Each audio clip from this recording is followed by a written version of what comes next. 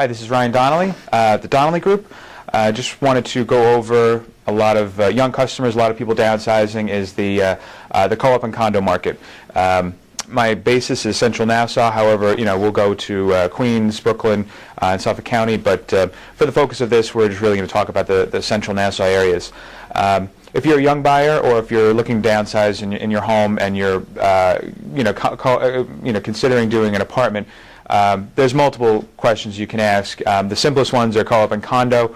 Co-ops were basically built, between the 1920s and 1960s, and condos started becoming popular in the 60s, 70s, and 80s. There are some differences between the both, and there's a lot of similarities. Co-ops always have a co-op board, which you have to get approved for to move in. However, something that a lot of people do not know is most condos now have boards that you have to get approved by to move into the building. So there's really no pros and cons with that. With a co-op, usually there's restrictions on renting them. Either you can't rent them at all, or you can live in them for a year and then rent them for 2 years or something like that. With a condo, they're typically, you can own them and then keep them as investment property. You can keep renting them out forever. The advantage with a co-op is that you're buying into a building that's a complete corporation. So with taxes and maintenance and everything else, the board and the corporation itself actually has a lower tax bracket with your school and county taxes and whatnot, because you are one group together, and you're always grieving them and you're always fighting them to make sure they're not above where they should be. As opposed to when you're a condo, you are real property. You are basically your own house inside of a building or a townhouse. So if you get overassessed, your taxes are higher, that's your responsibility. There is nobody helping you out on that end. So you will find that a lot of times when you roll things together, the co-ops actually have a lower differential in monthly maintenance as opposed to condos. Maintenance charges are another thing. A lot of condos were built in the 70s, 80s, and 90s when electric heat started becoming popular. Electric heat back in those days was incredibly cheap to put into a building.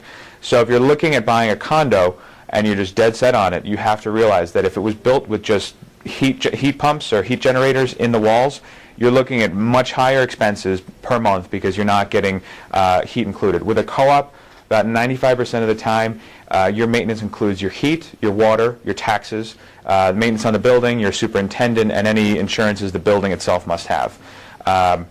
Also, with purchasing a condo or co-op, with a condo, you're going to get actual homeowners insurance. With co-op, you're going to get what's called co-op insurance, which is kind of like a renter's policy. So anything, it covers anything on the inside of your unit, jewelry, damage to the apartment, this, that, and the other thing, which are blanket coverages, but they're very inexpensive. And in terms of areas, depending on what you want to spend, there are great buildings for whatever price category you're in. In the Garden City, Mineola, kind of Hempstead area, if you're very young and you just want to buy a piece of real estate, there's Cathedral Co-ops in Hempstead, which you can get a great one-bedroom for $110,000, $120,000. If you want to be in Garden City to be close to the train lines or to the eateries and pubs, you can get a nice one-bedroom for a minimum about $215,000 to $230,000. And for a one-bedroom co-op, if you were looking more in a two-bedroom co-op or a two-bedroom condo, you're looking between $350,000 to $650,000. You have to really look at where the location is, how close you want to be to the train. Another great area for young buyers is Mineola. We have the Birchwood Court, which is a 444-unit apartment building, incredibly popular with younger people now because they are very affordable. You can get a 950-square-foot one-bedroom with room for a nursery if you do get married and have a child.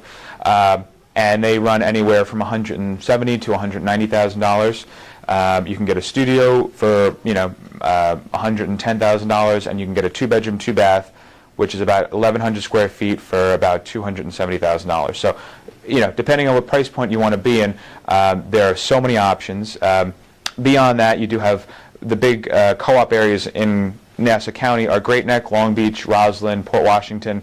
They all offer same typical wide array of lifestyle choices and of price choices. So basically, it depends on when you're moving out here or if you grew up here, where you want to live. Most have great train lines as well to commute to Manhattan.